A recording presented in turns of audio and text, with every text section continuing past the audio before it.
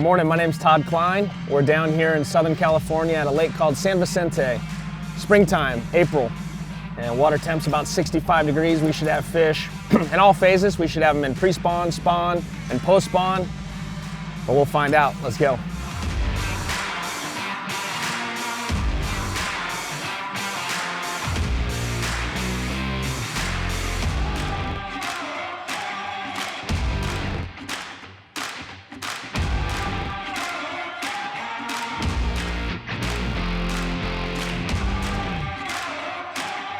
There he is.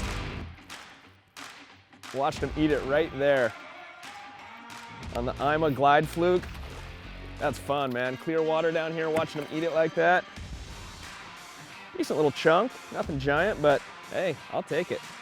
Basically just on the, straight wind, not too fast.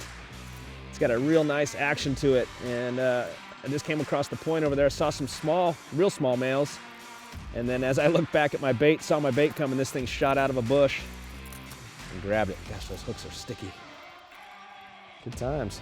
Little chunk, 2-pounder. Well, they're eating the reaction this morning. Got one on the Ima Glide Fluke. We'll let this one go. Keep going.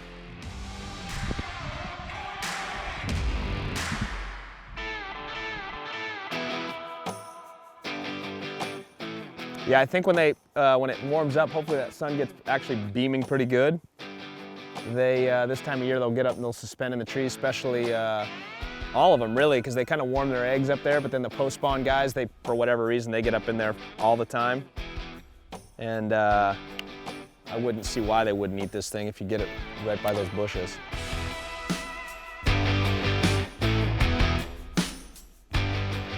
There's one. Little guy cast up in those trees. And that's the idea. You're hoping that this time of year there's some suspending in those trees. I don't think I'm gonna win any tournaments, but shoot, having some fun out here throwing the glide bait. Big 2-pounder, 1.5, I don't know. Depends on whose scale you're using.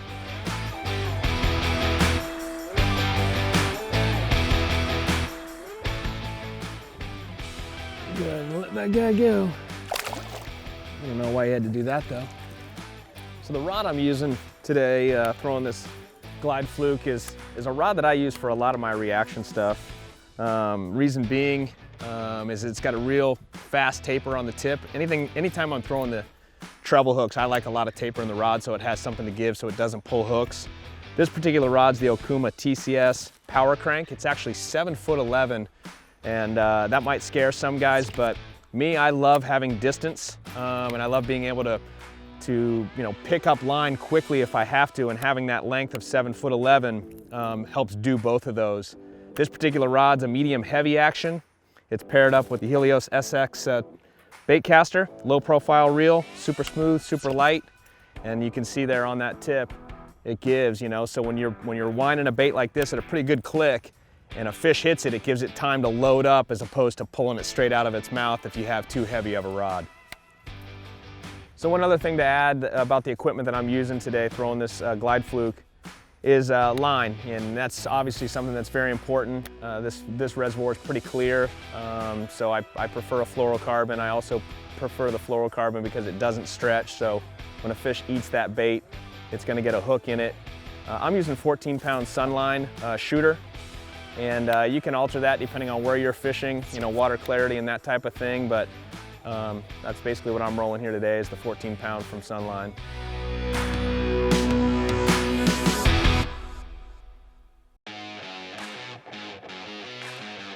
So we started this morning, low light, running banks where, this time of year you would expect fish to be staging or, maybe even already post-spawn, suspending in the trees, throwing that glide bait. And had some fun, caught some fish, had a few hits, also was able to spot some fish where they'd come out and show themselves. So with the sun high now, I'm gonna go back through those areas. I'm gonna switch it up, go to a thin Senko, possibly throw a little, cool baits underspin, slow roll it by those trees. It's a slower presentation, so maybe they'll come out of there, maybe even some fry garters. But with the sun coming up, I'm gonna go ahead and switch it up now.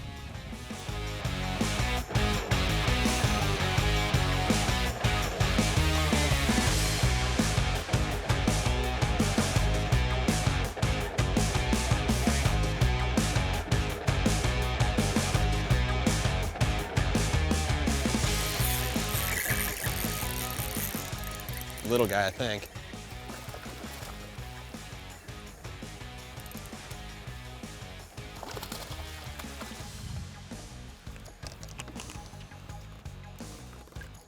So when I was fishing earlier, throwing that glide bait, look at that guy. I think he wanted it.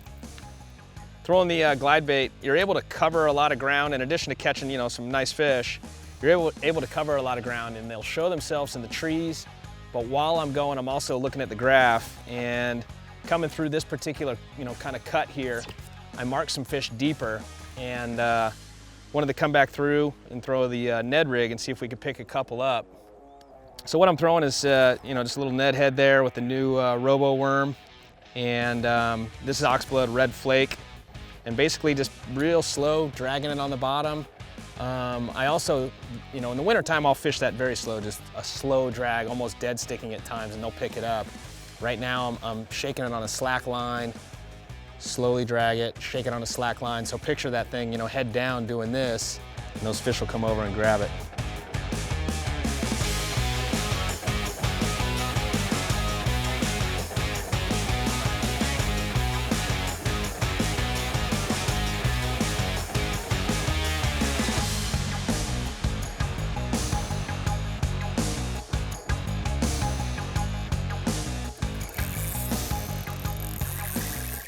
That's a good one.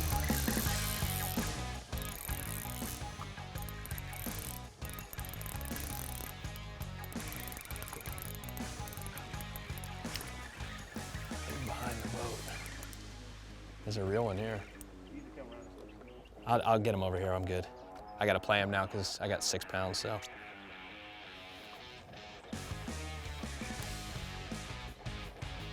By the way, he was on that tree. So if you wonder why I'm fighting this thing like a marlin, it's because I got 6 pound right now. And I think he's about to jump on the other side.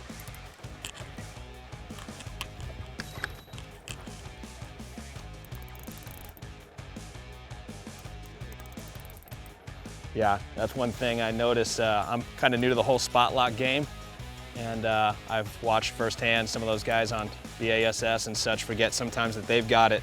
They're fighting a fish, next thing you know, their line's caught in it. And happens a lot on guys when they're drop shotting. They drop on the meter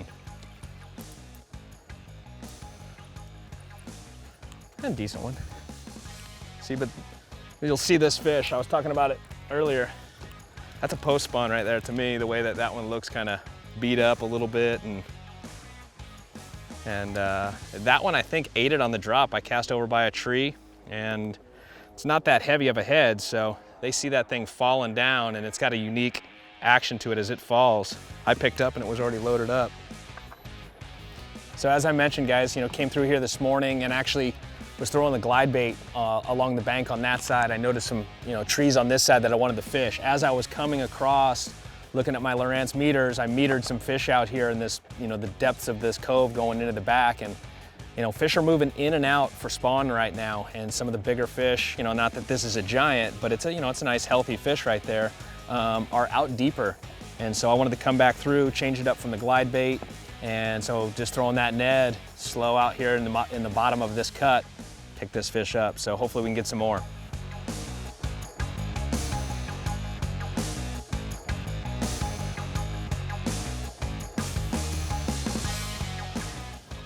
So when I'm throwing the Ned rig out here and some of the smaller baits, a lot of times here I will use a braided line. This is 10-pound Power Pro, which is a very small diameter.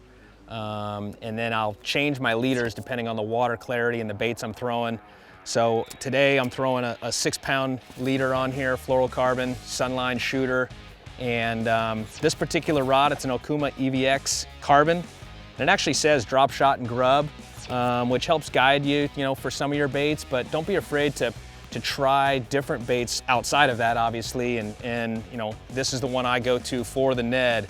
And again, you know, I talked about it earlier with the other rod I was using for not losing fish on treble hooks. Well, this one's got a nice taper too on the end, a fast tip, but it's got a good backbone too. So if a fish is heading towards a tree, mind you, I've got 6-pound, that tip gives so it doesn't break when a fish makes a hard run, but if it's heading for a tree and I can visually see it, I can lean into it and a lot of times either get him to come up and shake and come back or turn his head and come back so he doesn't get me into those trees to break me off. So this is my go-to right here. I also pair it up with the new Okuma SX spinning reel and a beautiful drag on here. Again, your drag and your rod is very important when using light line because if one of those is not up to par, you're gonna break fish off every time. So it's important, guys, that you use that key equipment.